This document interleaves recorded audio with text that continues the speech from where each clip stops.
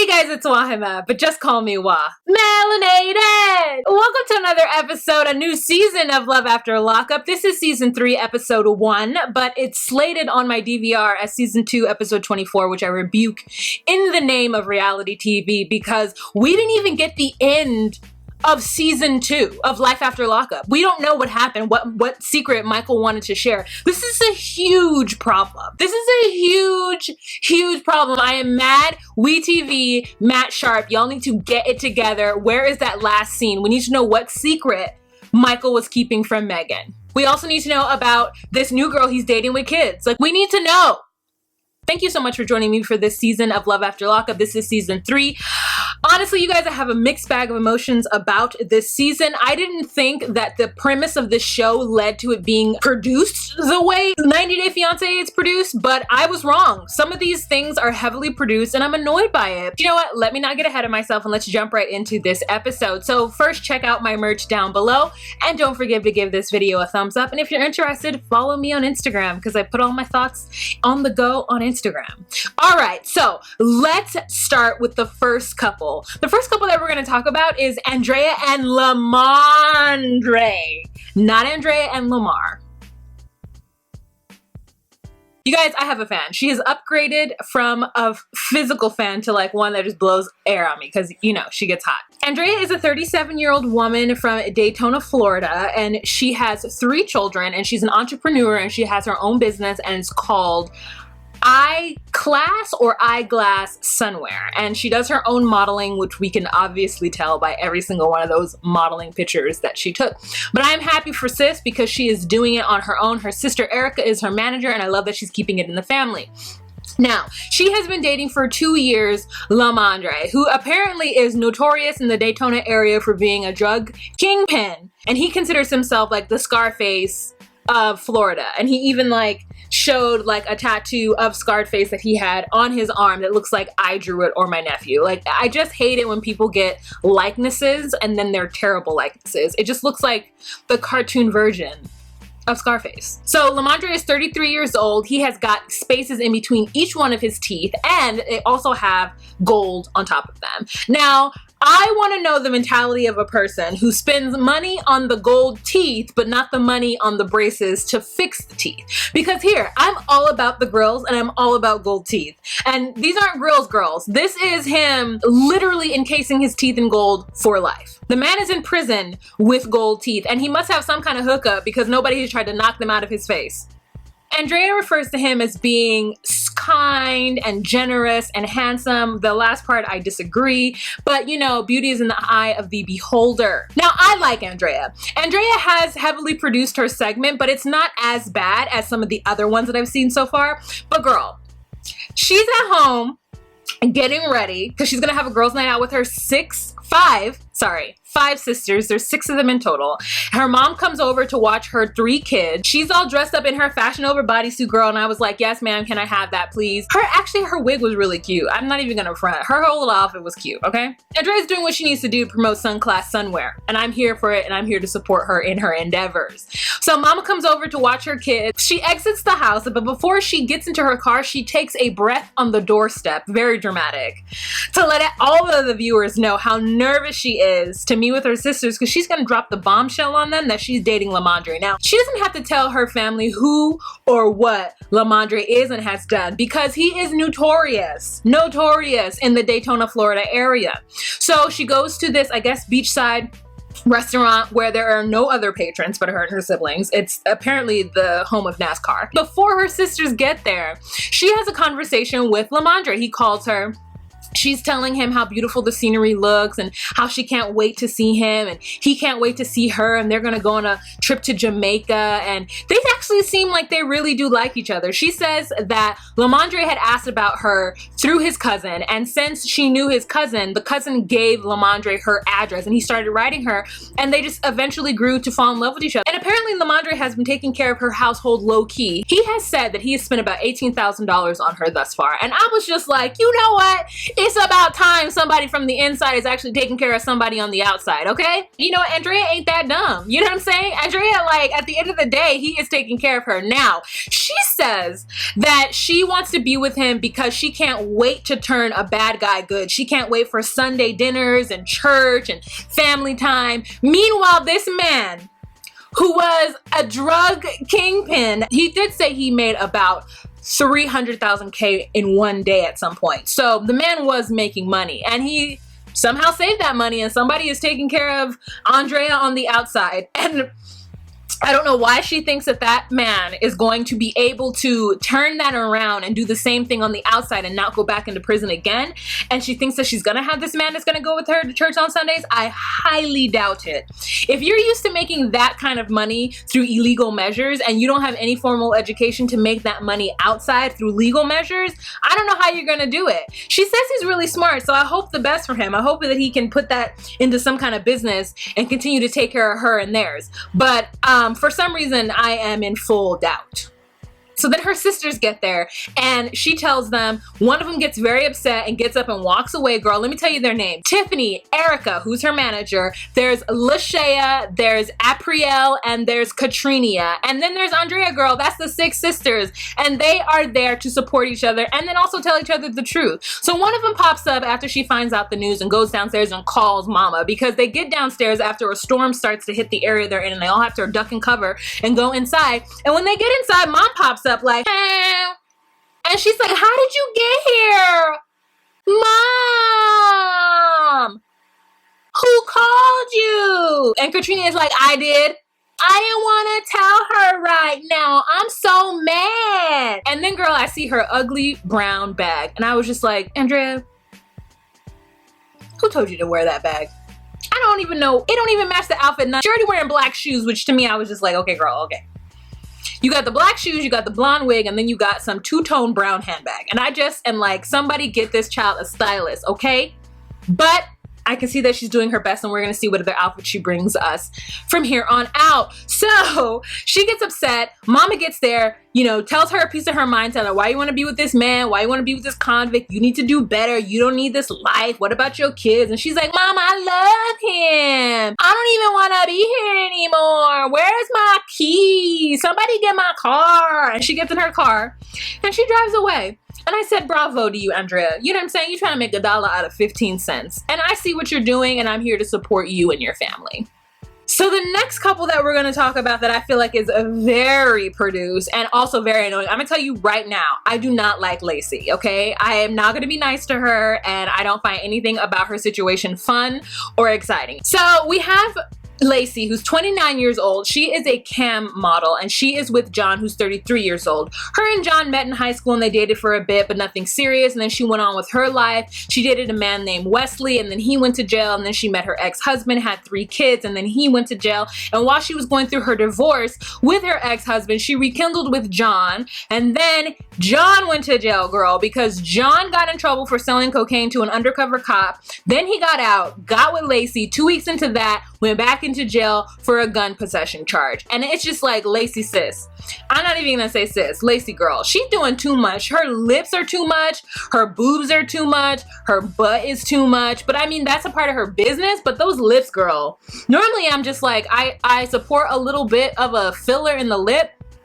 But she's just like, and it's just like, girl, it's too much, okay? She's got these 3 kids surrounding herself with people who cannot be anything but bad influences on them, including their daddy. So she's telling her kids that she's going on a business trip and that she'll be back and Poppy's gonna take care of them. And Poppy is her father. So her father gets over, and she has exciting news to tell her father that John is getting out of prison, and she's found her engagement ring. And her dad is just like, look, Lacey, you need to grow up. You don't need to have this man around your kids. What about your babies? What are you doing with your life? You need to be a better person. And she just gets upset and starts to cry and is like, I am being an adult. Like, she's just a spoiled brat, it feels like. She's the only child, but he says, I'm not gonna walk you down the aisle if you choose to marry this person. And then the sirens go by, and he's like, look, you hear those sirens? That's what you're gonna be hearing here at this house. And she's like, well, he's paroling here, so you're just gonna have to get over it. Her voice is more annoying than Lizzie. Now, Lacey says that she prefers inmates, and I'm just like,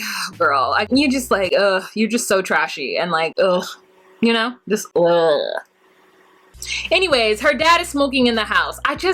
Listen, I know there might be people out there who smoke in their own house. You could do what you want to do. It's your house. You know what I'm saying? But your house stinks, okay? It does. Unless you have one of those filtration systems that push out the bad air and put in some good air, girl, your house stinks. And I'm not here for it. Do you know that your children smell like that? They go to school and their schoolmates smell the smoke on them. I remember one time this dude sitting next to me in class, like he smelled to high heaven. And I was just like, what is that smell? And he's like, my parents smoke in the house. I'm just like, go step outside with your bad habit. So Poppy drops a bomb that apparently John has drug and alcohol problems. So now I'm just like, not only is she stupid, she's dumb and she's irresponsible. And that's the reason why this isn't fun, because she has kids and she's showing us her kids and her poor decisions. And the fact that she's like a thought, which listen, I'm all about woman empowerment and I'm all about women doing what they want to do. But when you have kids, you have to really tamper down how you do what you do. You know what I'm saying? And I don't feel like she is putting her kids' interests first at all. But then again, their father is in the exact same position. So like they're going to be surrounded by this kind of behavior and this kind of lifestyle with their real father or not. Either way it goes, this chick is trashy and I just can't. So the next thing we have with her is she is going to get a spray tan. She's going to get a spray tan for John so she can be sexy for him. And so she's sitting in the car and she's telling him how much she loves him and she can't wait for him to get out. And then she goes into the tanning salon and gets a call from someone else. It's an inmate. We think it's John calling her back. She goes outside. And those ladies in the tanning salon, girl. So she goes outside and she gets a call from an inmate. His name is Shane. He's 21 and he is in prison for like grievously wounding someone or something like that, like bodily wounding or something. Like he like shanked the shit out of somebody and they didn't die, but it was like bad. She's just like, what everyone doesn't know is I have a fucking boyfriend and I just don't know who to choose. One night I got really mad at John because we got in a fight. He made me so mad that I just went online to find another place to talk to guys. And then I met Sean and he was so hot. So then I started talking to him and now I don't know who to choose. And Shane gets out of prison in 2 days and I told my family I was going on a business trip. But really I'm driving 7 hours to see Shane and see what that chemistry is like. I'm dating 2 inmates. And the funny thing is that the ring comes and then it goes I want to know what Shane wants to eat. But if he doesn't know what he wants to eat, I can give him something to eat. Girl, I'm just cannot. Okay, so let's move on to someone else. Let's talk about Angela and Tony. Now, we have been flirting with Angela and Tony since season 1 of Love After Lockup, and at this point, I really do not care about their storyline. I know what there is to know about. Angela's 47, Tony's 13 years younger than that. They somehow met, writing back and forth. He then said that he wanted to marry her, like, I think it was February 14th, 2018, because that was when we first saw season 1, and she said yes, and she's been sending him money. She says that she sends him 6 to 8K. So thus far, they've been talking for about, I think, a year and a half or something like that. And the first time she went to go pick up Tony, he didn't actually get out of prison, and she thought that he was like scammed her. It turns out he hadn't, and I don't know what happened, the reason why he couldn't get out of prison. But girl, she's with her ace boon, Brenda, and they're talking about the scenario with Tony. They're recapping us because if we have been watching it since season 1, we already know about Tony and Angela, okay? Yeah, Angela has a son who is the exact same age as Tony. Remember when they were raking the leaves together and Angela was trying to tell her son about Tony and the son was kind of okay with it, but then kind of not? Like, girl, it's just too much. We have been just waiting for Angela and Tony. So I really don't even want to talk about them until we get some more information. Brenda has been in prison, and Brenda has used men for money while she was in prison. And so she just wants her good Judy to be on the lookout for Tony. Tony says that he really does love Angela. We hadn't heard from him in season 1, but in this one they were able to get an interview with him, and he does love Angela. He says that, you know, he's into cougars and Angela has held him down, and they've had a lot of conversations about getting work and all the things that he wants to do when he gets out. And so Angela's looking forward to being with him. They've met. They haven't had any physical contact besides like hugging and a kiss when she first gets there and a kiss when she leaves, but she can't wait. And Brenda's making jokes about bus stop bathrooms, and I am just bleh. But Brenda is a hoot. She has smoked all of the cigarettes that have ever come across her path in her entire life. Her throat is letting us know the kind of life that she's led, and she seems like a really good time. All right, so the next couple that we're going to talk about is Vincent and Amber. Vincent is a 30-year-old guy who works for the government. He used to be in the military, and Amber is 34 years old, and she got caught up with her mama doing drug trafficking. We first meet Vincent, and he is with his mother in Chicago, and he says that he's very close to his mom. He is half Mexican and half Italian. And he's really proud of that. I actually really do like Vincent. I think that there's something very genuine about him and Amber's relationship. It's crazy, but it's something genuine. He says that they have been talking to each other for 22 months, and for those of us who don't have kids, that is a year and 10 months. Because, you know, she had to do the math because she was like, 22 months, what does that even mean? Is that a toddler? I don't know. He says that he sent out letters to 10 different inmates, and when he got a reply back from Amber, he says that he felt like positive energy from the pages of the letter, and the ink was like giving him all of the positive vibes. So he started talking with Amber, and he says that he's genuinely in love with her, and he loves her, and they both love each other. They just haven't had any kind of physical contact. It's only been, I guess, through phone calls and perhaps letters, which is kind of romantic in a certain sense. And the fact that she's not a drug addict kind of gives me hope, you know? She refers to herself as a hustler, baby. I just want you to know it ain't where I've been, but where I'm about to go. And I just want to know. So Vincent is talking with his mom, and he's telling his mom about Amber. She knows about Amber, and she's a little trepidatious about the whole situation, but she's willing to go with it because she says she can't control her grown-ass 30-year-old son, and I believe it. That man works out. No one can control him, okay? He does what he wants whenever he wants. So he's telling his mom about Amber. His mom is asking all the important questions. What is she going to jail for? What is she going to do when she gets out? Who's her mama? What's her family like? And Vincent's like, you know what? She's going to hang out with her homegirl Puppy, whom she refers to as her wife, because that's how close they are. So Puppy has a place for her in Atlanta, and that's where she is going to parole. And so he's going to have to drive to Atlanta to be with her and get her set up and everything like that. Mama wants to go. And Vincent's like, you want to go? And she's like, yeah. He's like, It turns out Mama doesn't go. But I mean, this is his first time meeting her, and he probably doesn't want to have it awkward with his mom there. So Mama asks about Amber's mom, like, what's that situation? Why isn't she paroling with her family? And Vincent is like, her mom is incarcerated too for drug trafficking, and they got caught together. Okay. And we're all just like, oh, so it's insidious. It's a pathology. It runs in the family. Like, Amber didn't have no hope from the jump. You know what I'm saying? So this is a battle that he's gonna have to face, because she don't know no better. She said that she'd been in the streets since she was a preteen. So, whew, that is a thing to take on. After a month, he said that he told her that he was going to marry her. He didn't ask her. He said, we are going to get married. And they have just been chatting ever since. A year and 10 months. Like, okay. All right. They both grown.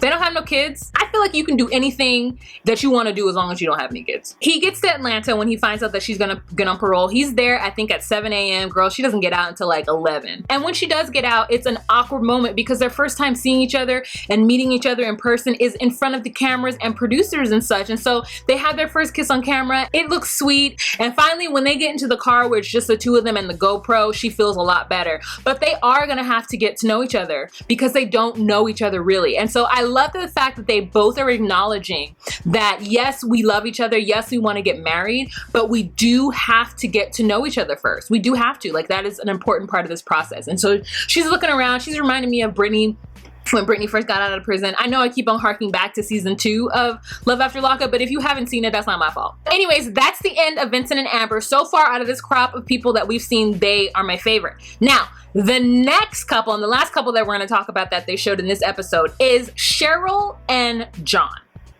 Another John. Is he the same age? Is it the same person? Josh. Oh, thank God. Ah. All right, so we have Cheryl and Josh. Cheryl is 30 years old. Josh is 31 years old, and he's in prison for bank robbery, armed bank robbery. And she is an interventionist specialist or nurse. Girl, I don't know what she does, but she says she makes $1,200 a week. And wherever it is that she's living, to make $1,200 a week is a good ass living, girl. So she says that while she was in school, she decided that she was going to do a paper on serial killers. And so she started writing inmates. And then one of those inmates was Josh. And she just fell in love. And she just knew by his picture that he had to be perfect. Now, Cheryl is a dreamer. She's from Kingsland, Texas, and she has big dreams, bigger than anyone that she knows, big goals, you know what I'm saying? So her and her sister are going to the cake store to get a sheet cake for her son's 3rd birthday, and her sister is so shady to her. Her sister gets in the car and it's like, ew, you need to vacuum your car. Sister is putting her on blast in front of the cameras with no qualms at all. Cheryl says that she's spent $30,000 on Josh thus far. I don't know how long they've been talking, but I don't know it can be more than just 2 years. $30,000? Huh? $30,000? Huh? Like, that is bananas. Bananas. It's bananas. Bananas. Okay? Her sister says that she could have put a down payment on a house. And she's like, no, I put a down payment on my future with Josh. And her sister's like, you're an idiot. You're just dumb. The sister's a correctional officer, so Cheryl says that she thinks that all of the people in prison are scum. And her sister says it's because she's seen them lie to everyone around them, and this could be a major, major scam, and she's just spent so much money on this man. And she has 3 kids. Cheryl has 3 kids, the oldest of which is 12 years old, okay?